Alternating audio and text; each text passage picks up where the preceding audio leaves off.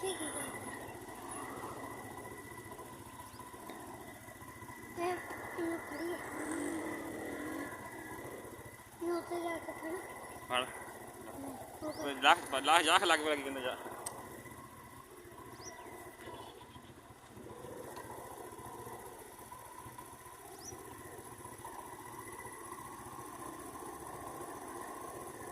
चल आजा बस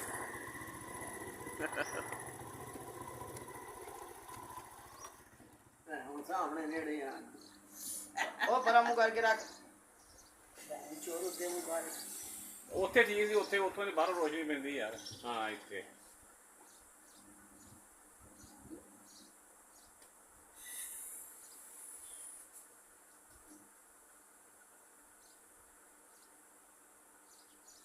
ਕਿਹੜੇ ਇਲਾਕੇ ਚ ਆਇਆ ਤੂੰ कैंप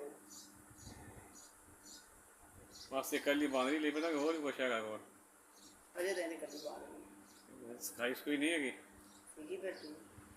ਕਰਾਹ ਕਿਹਾ ਹੈ ਕੋਈ ਨੱਚੇ ਟੱਪੇ दादा आया ओए तो तीन चले बोले ना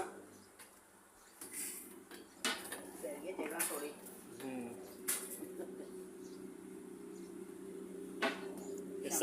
ਇਹ ਸਿੱਖਣ 'ਚ ਕਿੰਨਾ ਟਾਈਮ ਲੱਗਦਾ 2-3 महीने लग जाते ਮਤਲਬ ਛੇਤੀ ਸਿੱਖ ਲੈਂਦੀਆਂ ਹੈ